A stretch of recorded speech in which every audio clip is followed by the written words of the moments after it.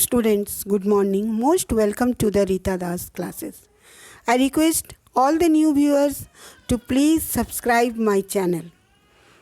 Today I am going to teach you the second poem of class 12th. The poem name is An Elementary School Classroom in a Slum. The poet first of all we have to know about the poet that Stephen Spender, who was born 28th February 1909. He was an English poet, novelist, and essayist who concentrated on themes of social injustice and the class struggle in his work. He was appointed the 17th Poet Laureate Consultant in Poetry to the United States Library of Congress in 1965. After knowing the poet, we have to know about the introduction of the poem. This poem, which was written by Stephen Spender, he described about the social inequalities which are prevailing in the societies. In the poem, he described the condition of the students of an elementary school which is situated in a slum area.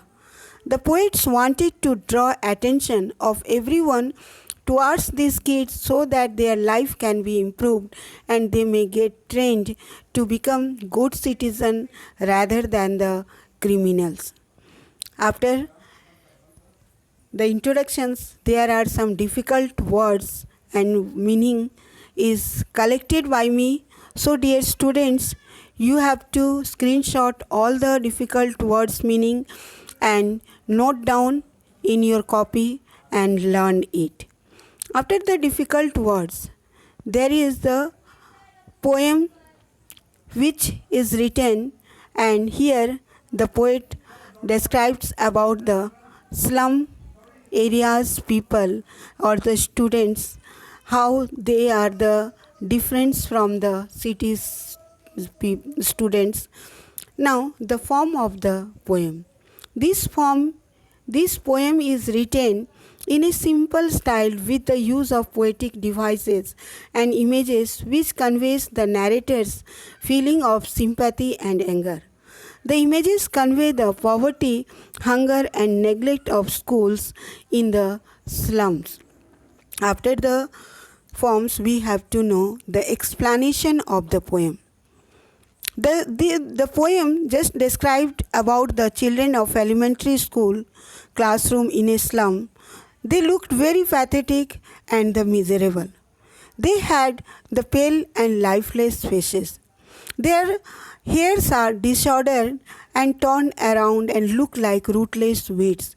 They are looking very depressed, and so they kept their heads down.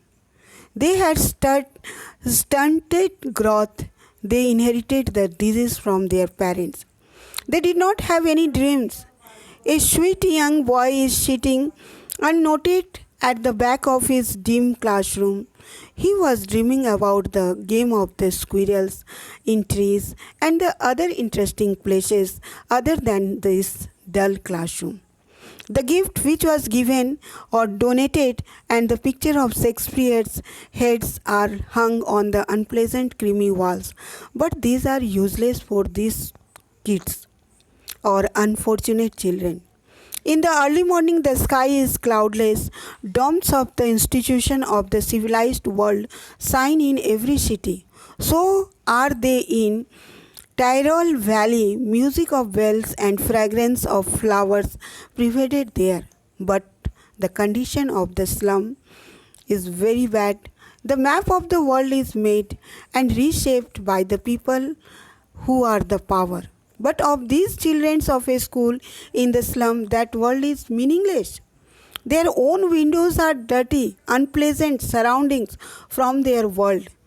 The fog of uncertainty dominated their future. They are doomed to live in narrow streets, closed in by the bluish grey sky. Their world is far away from the rivers, caves, and the stars. And the Shakespeares hold no interest for them, nor the map of the world does them any good. This map shows a world which is not theirs. This world is full of the attractions. There are beautiful ships, warmth of the sun, and love. They entice these children. They are tempted to steal them away by running away from their miserable surroundings.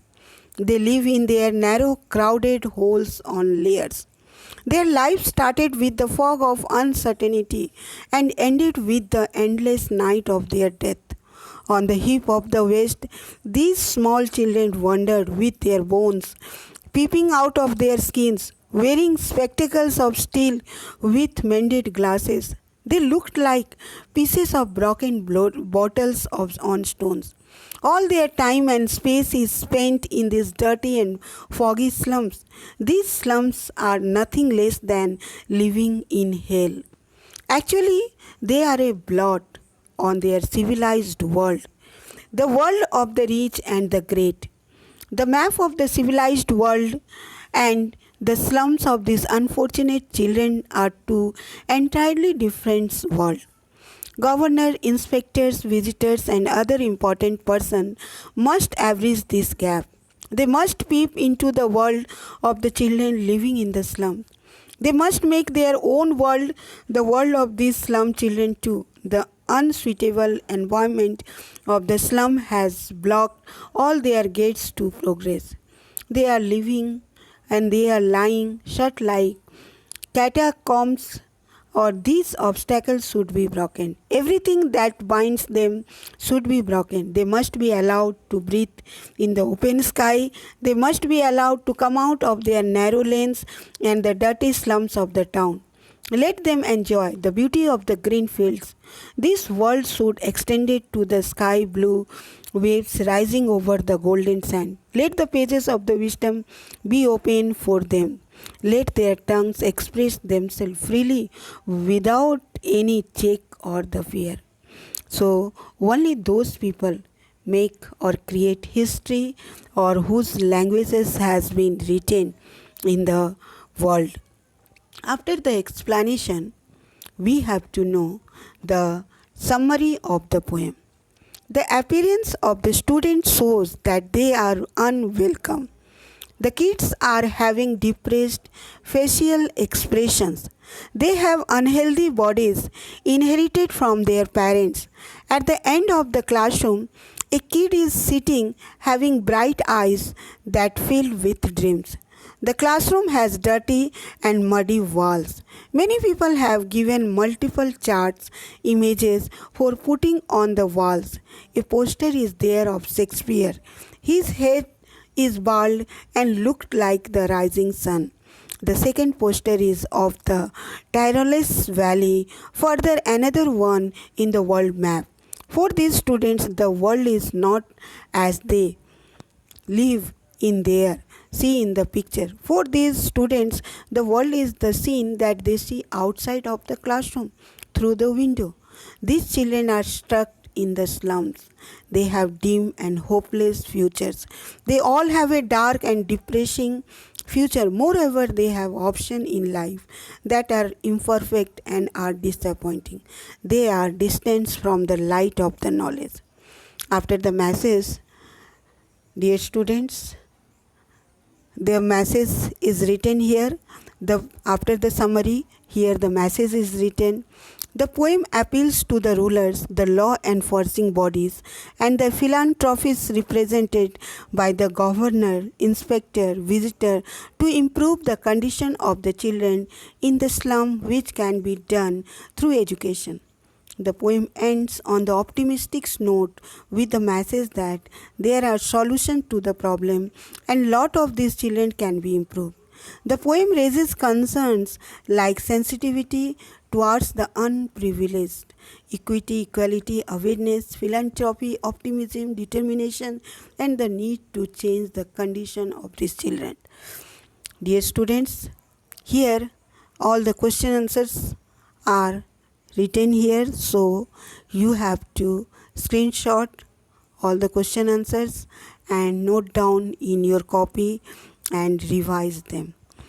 At last, the conclusion of the poem is that the slum children conditions are very worse, so this must be removed, and there must be all the privilege should be provided by the government, and their condition must be uplifted, and they must feel the equality like the city children. Thank you.